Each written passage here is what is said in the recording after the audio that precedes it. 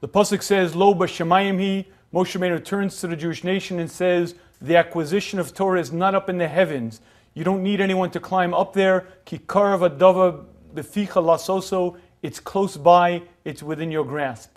Rashi is bothered by what is Moshe Rabbeinu saying that the Torah is not up in the heaven. Of course, it was given to the Jewish nation. Rashi says, if it were in the heavens, if it still were in Shemayim, you'd be obligated to climb up to get it. This Rashi seems difficult to understand. What is he adding? If anything, he's making the problem more difficult. If a human being isn't capable of flying, if a human being can't climb to the heavens, how could the Torah be telling him you're obligated to go? If it were in the heavens, he physically wouldn't be able to get it. What is Rashi telling us? And I believe the answer to this is Rashi's teaching us a concept that's needed for the acquisition of Torah. In 1997, in Tallahassee, Florida, a young boy was trapped under the wheel of a car. Involved in an accident, EMTs rushed to the scene, but they couldn't help him because the boy was literally pinned there. A bystander, seeing the situation, rushed over, grabbed the front of the car and literally lifted it up off the ground, freeing the boy.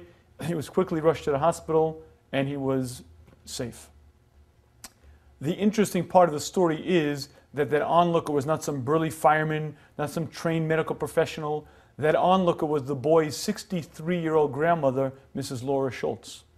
Dr. Charles Garfield read about this story when it became a media sensation.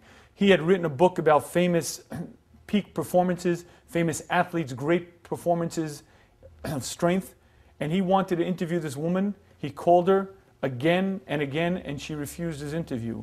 Finally, he was quite persistent, and he succeeded in getting an interview. And at some point during the discussion, he asked her, "You were a hero. Why didn't you want to meet with me?"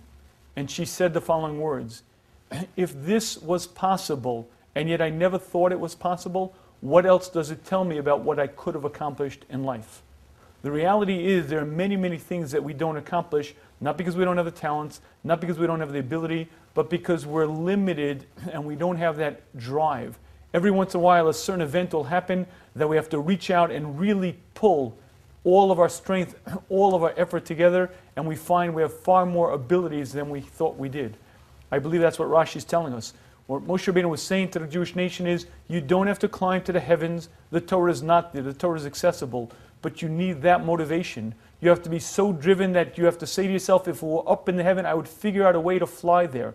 If a person has that drive, if a person has that determination, he will acquire Torah. Hashem created us, gave us the ability to learn, made the Torah accessible. The key ingredient is amelos, hard work, a diligence, a fast forward drive to get there. When a person has that tremendous drive, nothing stops him. He acquires Torah and he reaches greatness.